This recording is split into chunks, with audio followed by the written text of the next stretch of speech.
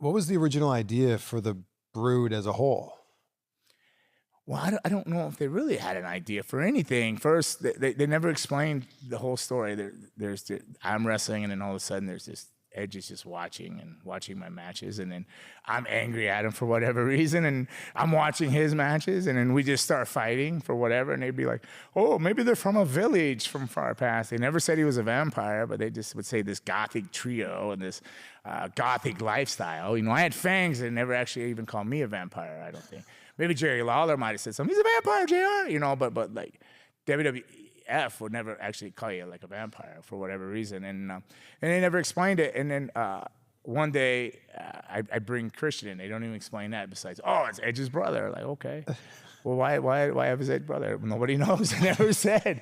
You know, like, again, they're like, oh, they're from the same village. He must know something we don't know, because I don't think they knew. And then me and Christian are getting destroyed by Kane, and then Edge comes out and helps us. We just were the Brood all of a sudden together. Now, my idea of the Brood was I was a big fan, excuse me, of the Freebirds. That was like my favorite like trio faction, you know, the Freebirds, and my vampire character stemmed from the movie The Lost Boys. So I was a big fan of The Lost Boys. So that was the Freebirds meet the Lost Boys was the Brood. So that was that. Now, WWE, what they seen with it, I have no idea what they seen. I think it was just a shuttle. They didn't know what to do with Adam. They told me that they would say, hey, that's our next star. They made that clear. Like, they didn't say so much about Christian, but they were like, no, Edge, Adam is the future. You know what I mean? They knew that. And I think the Brood and what they wanted was just a way to shuttle him in, keep him experienced, get him current, and then go on from there. I know when I did their podcast, I talked to them, and they were talking, and the time came because how long was the whole Brood run? And I said it was less than 8 months. He goes, no. I go, yeah. Isn't that crazy? Yeah, and he was like, he was like, I don't get why they like ended it so quick, this and this and that. And I said, yeah, sure, I do. And he goes, and so when I explained it, I asked Edge, Adam, when you go to conventions, what's the first thing people say to you? Oh, the Brood thing, the Brood. They bring the Brood stuff up. I go, okay. Now, if it was only 8 months, imagine 3 years of the Brood. Before you would have never been an Edge. They had to get you out of there before you were consumed in that thing, because it was just something that happened organically that people liked. They were drawn to. Like, they tried to make us heels. They put us in the ministry. We would go out. We're in the ministry. The whole ministry would line up on the stage, and they'd be like boos, and then the boos would go Brood, Brood, Brood, Brood.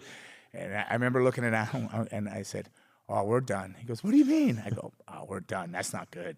Because it's the ministry's moment, not Taker's moment, not the Brood's moment. And sure enough, like a week later, they said, you know, we don't see you in the ministry. We see you feud in the ministry. And I go, that's never good. Like, you know, you can see the end coming. I could see the end coming because, you know, being with Luna for 18 years and all that, and her growing up in wrestling, you were able to read the room. You were able to see the signs. You understood how the business worked. You know, I think Edge and Christian won all of their tag titles in like 11 months. Or something like seven. Yeah, like 7 tag titles, and it's such a short period of time. Yeah.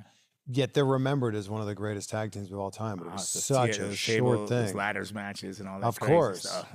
Everybody asks what happened to you. I go, well, my fear of heights is what held me back. Yeah. How long did you have real fangs for?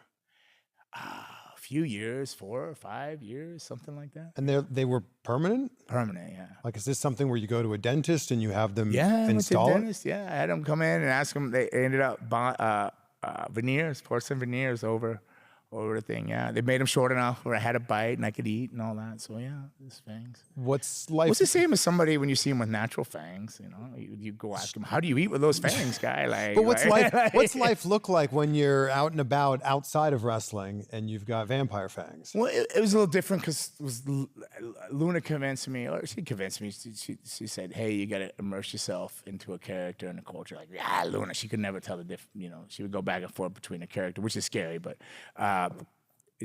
Sorry, I'm sweating a little bit there. Got to get an air conditioner. Yeah, back here. In the offices is nice. It's freezing up there.